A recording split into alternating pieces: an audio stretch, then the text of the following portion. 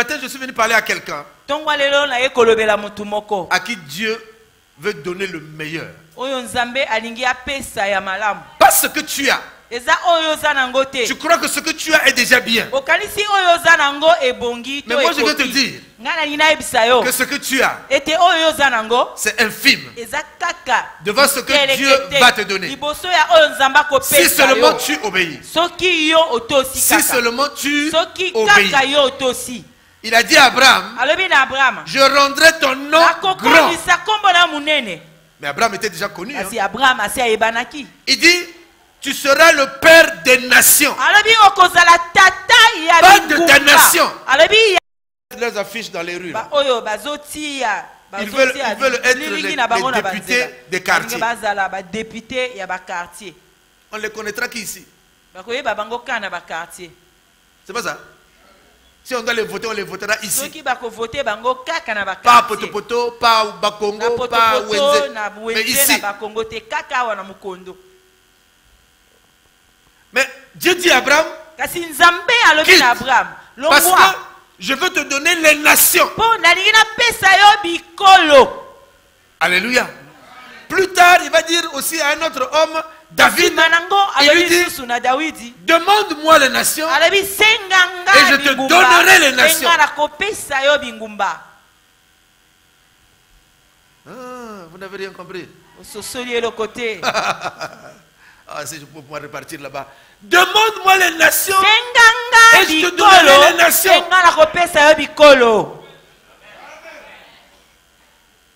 Il y a des gens parmi vous qui n'ont jamais pris l'avion. Mais vous savez, leur prière c'est quoi? Oh Seigneur, donne-moi l'argent.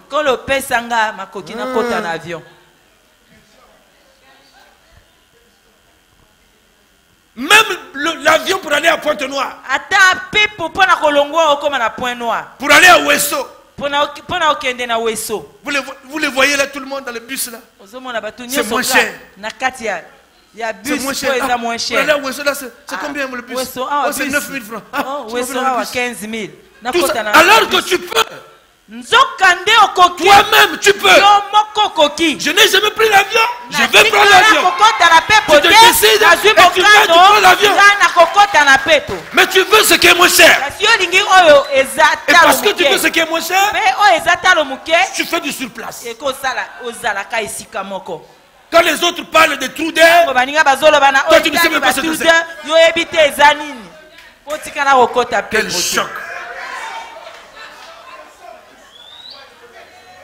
Tu connais un trou d'air?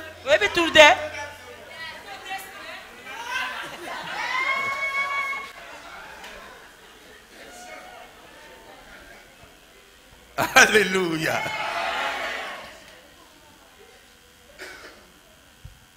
Là où tu veux demeurer, Dieu te laissera demeurer. Mais si tu veux aller ailleurs,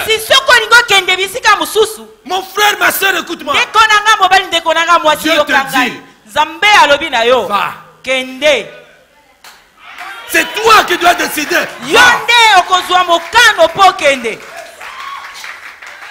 Alléluia. Il dit lève-toi et va. En 2005, je suis allé pour la première fois en Afrique du Sud. Je suis arrivé, j'ai visité, donc je suis arrivé à Johannesburg. Ensuite, on m'a amené visiter Cape Town. On m'a amené visiter la capitale, là, comment on l'appelle? Pretoria. Visiter Pretoria. Ensuite, on a été à Sun City. C'est la plus belle ville que je n'ai jamais découverte. Mais quand je suis arrivé à Cape Town, Cape Town, c'est le bout de l'Afrique. C'est le bout de l'Afrique. Voyez-vous, l'Afrique un peu à cette forme à peu près. Voyez, non? Avec un bout au fond. Et là, c'est l'Afrique du Sud. Maintenant, ici, au coin, ici, La plupart des touristes quittent les États-Unis, l'Australie pour venir uniquement visiter le croisement de deux océans. L'océan Indien et l'océan Atlantique. L'eau bleue et l'eau jaune. Vous arrivez là, vous distinguez que là c'est l'eau est bleue et là l'eau est jaune. Vous êtes sur une montagne.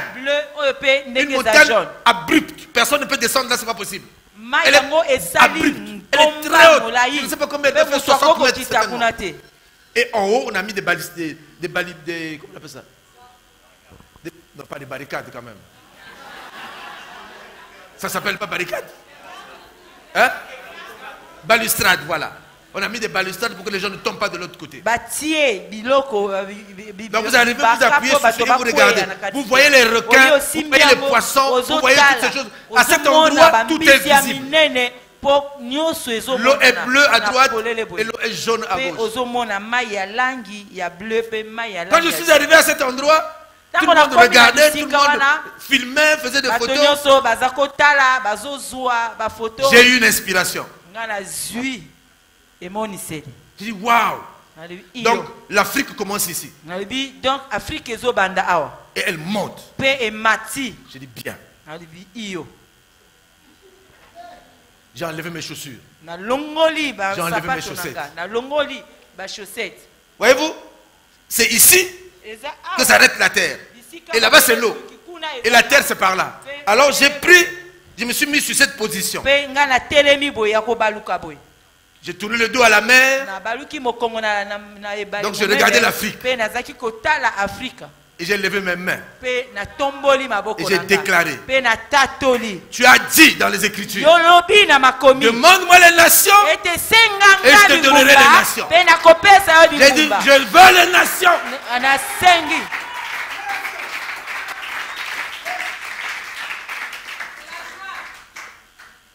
Quand je suis rentré, mes voyages ont commencé.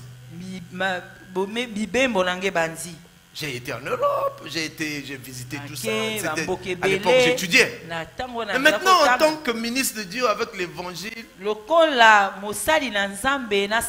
me suis retrouvé à Cotonou. Et pendant que je suis à Cotonou, quelqu'un me croise à Cotonou, me dit non, tu ne peux pas t'arrêter ici, il faut que tu viennes au Nigeria. Oh, comment ça, comme ça, oui, me voilà au Nigeria. Et après, me voilà au Ghana. Aujourd'hui, j'ai quitté l'Afrique. J'ai déjà vu l'Europe. Maintenant, j'ai traversé l'océan Atlantique. Je l'ai déjà traversé une fois. Mais cette fois-ci, j'ai traversé, non pas pour aller faire une mission d'État, mais pour aller pour mon propre compte écouter la parole de Dieu. Alléluia. Je peux vous assurer, pendant que j'y étais, un homme de Dieu m'a dit, Dieu te donne la terre.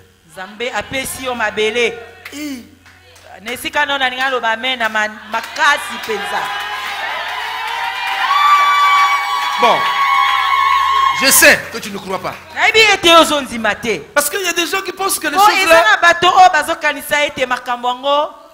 Quoi, ils parlent de ça comme ça, donc c'est simple comme ça.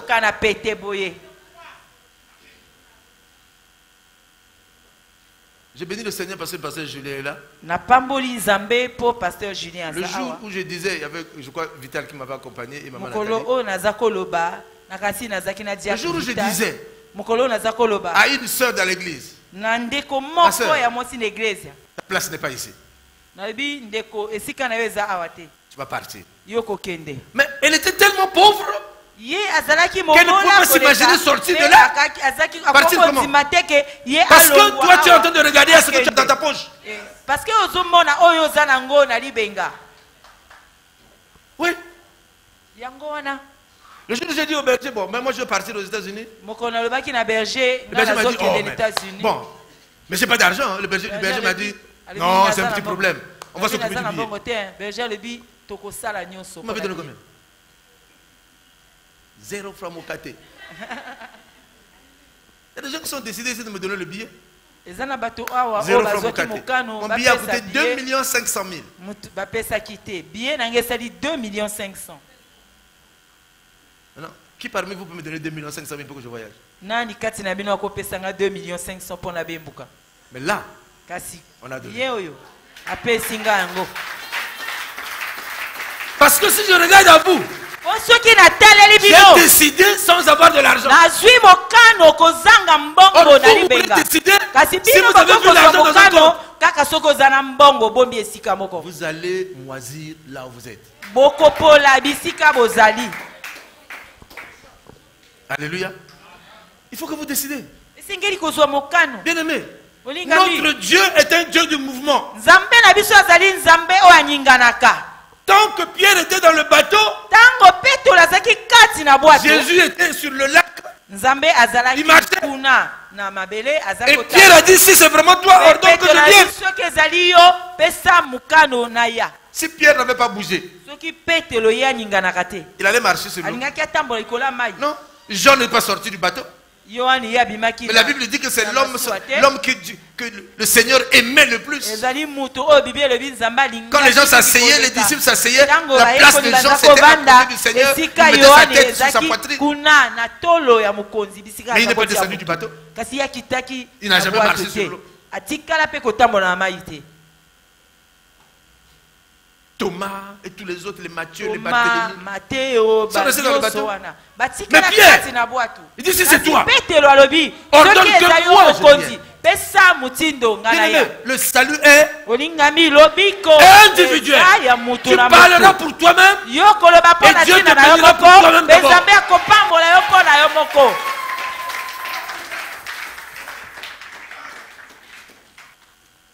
Personne ne le fera à ta place. Je ne vois pas quelqu'un ici qui va dire bon, j'ai dormi, le Seigneur m'a béni, m'a donné 2 millions. Bon, je vais faire voyager quelqu'un ici. Bon, j'ai choisi quelqu'un dans l'église. Toi viens, je te paye le billet, tu prends le visa, vas-y voyage. Et lui il n'a jamais voyagé.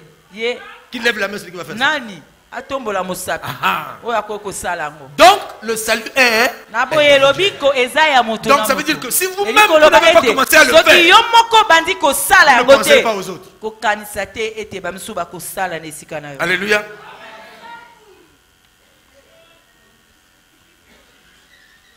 Moi je vais vous poser une question. Cette question Dieu l'a posée à Adam. Où es-tu?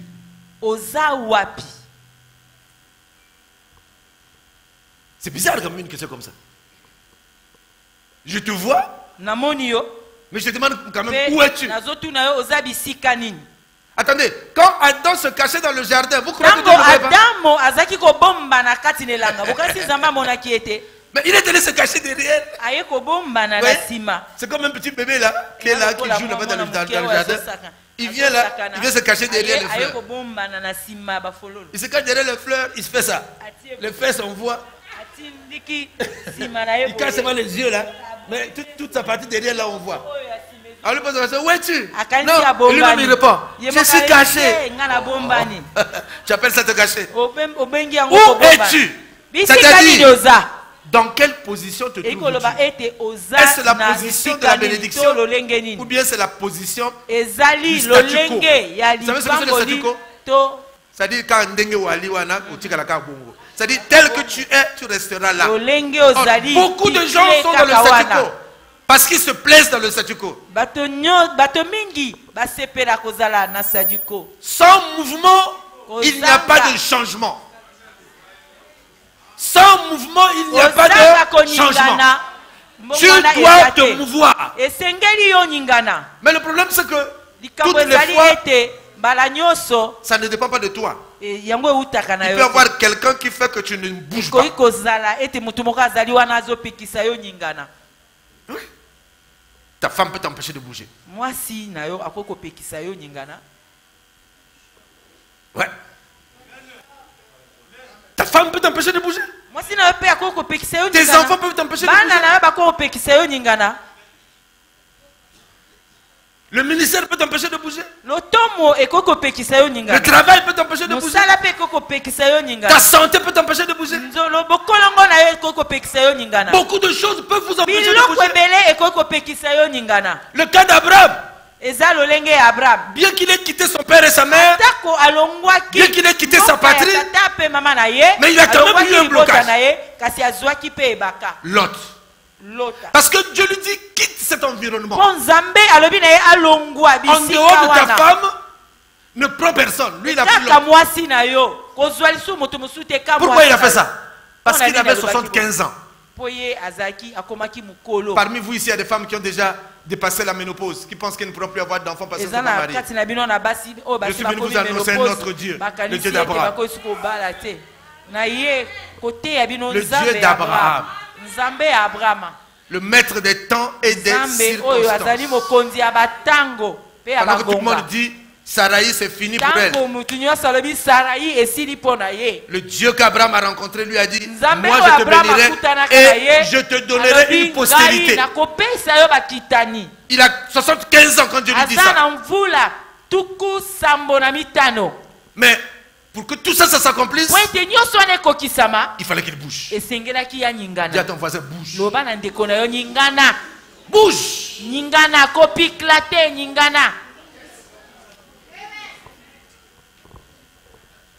Quand tu bougeras, c'est là où tu iras que Dieu t'a fait précéder ta bénédiction.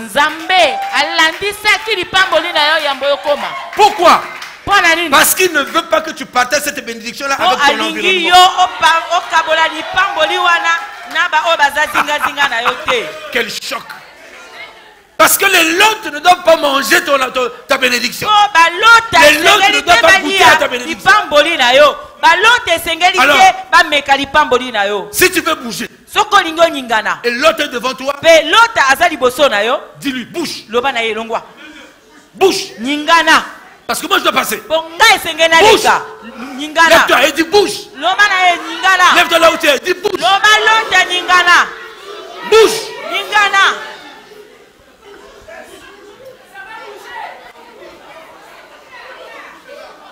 Fais bouger le lot, la bouge. Si c'est la maladie, dis à la maladie, bouge. Si c'est la pauvreté, dis à la pauvreté, bouge.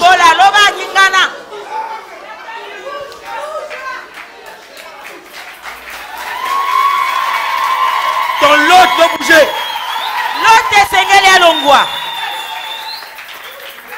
L'autre te ferme la route.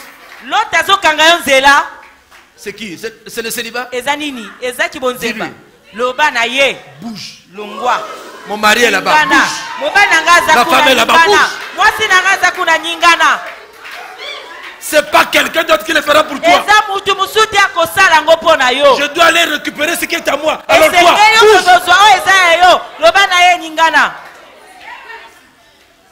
Maintenant, donne un nom à ton lot.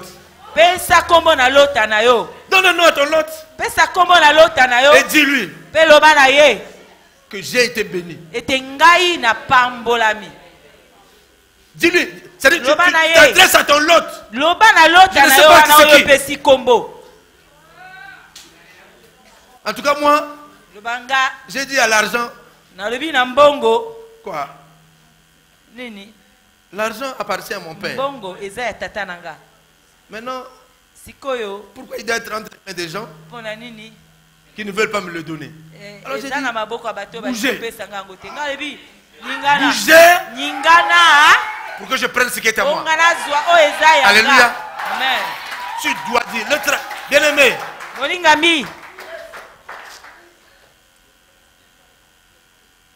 À Paris, à Tours, j'ai parlé à quelqu'un. J'ai dit à quelqu'un. Ah, c'est dur, je n'arrive pas à trouver le travail dans le bon travail qui va me donner un bon salaire. C'est des petits salaires de SMIC. J'ai dit, c'est quoi le problème? Je dis non, mais parce que je n'ai pas cette formation, je n'ai pas ceci, je n'ai pas ça. J'ai dit, c'est toi qui penses comme ça. Fais bouger l'autre. Fais bouger l'autre. Il va rentrer dans ton travail. le temps que j'ai quitté, que je suis reparti à Creil, le lendemain on l'a appelé. Parce qu'il venait de faire bouger son lot. Il a commencé un travail. Et dès qu'il a fait son test, il était tellement bon. Vous savez de qui il s'agit?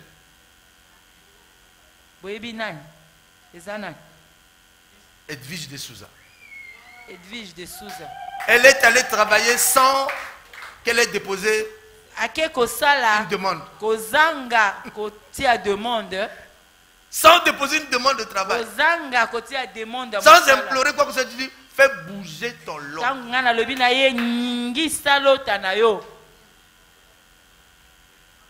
Et une dame a dit, mais il y a une dame qui est venue ici avec son enfant. La dame là, elle parle français.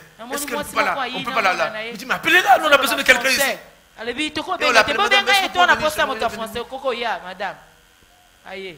Dis-nous, on avait une personne ici qui enseignait les enfants à la maternelle ici en français. Mais vraiment, ça ne va pas.